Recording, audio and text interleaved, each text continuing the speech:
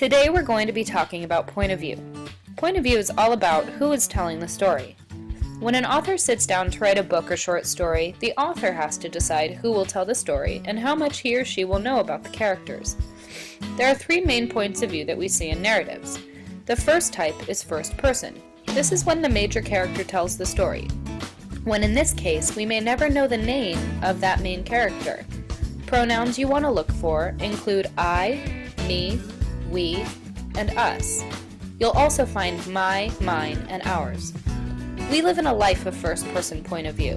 We can only see from the inside of our own heads. That's why when we speak, we say things like, I'm going to the gym, or I am flying, or I'm going to play a Justin Bieber song. Just kidding, I wouldn't do that to you.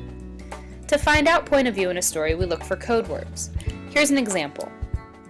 I knew I shouldn't have let my grandma go down there. She isn't too steady on her feet to start with, and then she gets those dizzy spells. But she insisted, and the next thing I know, she's tumbling down those stairs like a gymnast. To help us identify the narrator and some plot elements, we want to code the story. To start, we identify the pronouns used. Here we see the pronoun I. This immediately tells us that the story is in first-person point of view. Then we look at plot elements, like she's not steady on her feet, she insisted, she's tumbling down those stairs, and from this we learn the conflict. The next type of point of view is third-person limited. There is a narrator and he or she only knows about one major character. We don't get to go to places that the main character doesn't go.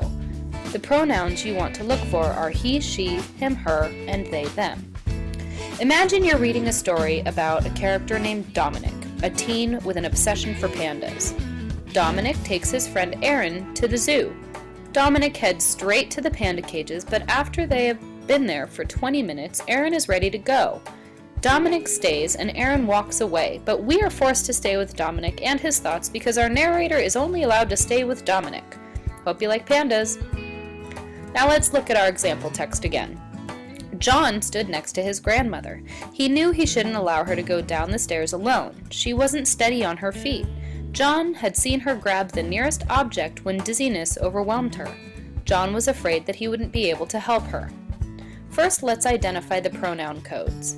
In this case, our main character is actually given a name, John. Then the pronouns our narrator uses are his, he, her, and she. We know that this has to be third person. We have the same conflict going on here as we did in the first text.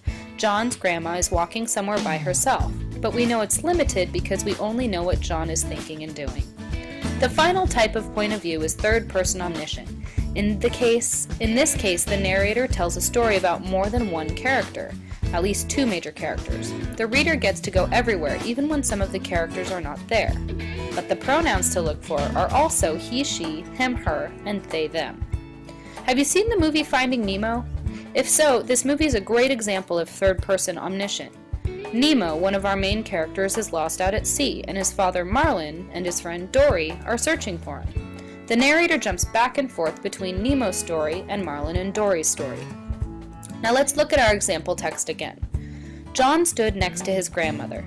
He wanted to help her down the stairs. He was very protective of his grandmother. He remembered the last time she had fallen down. Mrs. Smith looked at her grandson, and she moved a strand of hair from her face. She was determined to do this on her own to prove she wasn't a helpless old lady. Let's look at the pronoun codes again. We have the same pronouns as before, his, he, her, and she, and we know what John is thinking here. He is very protective of his grandmother. But there is a change when we read Mrs. Smith looked at her grandson.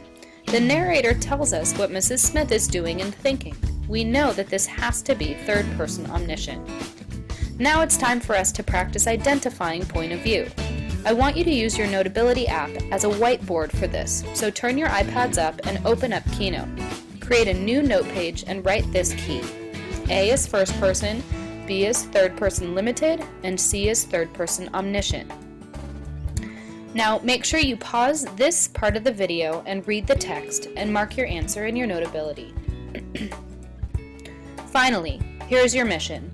Log in to our Collaborize Classroom site and respond to the questions completely. Make sure you complete the entire assignment as this is a mini quiz and will be graded for completeness and ideas.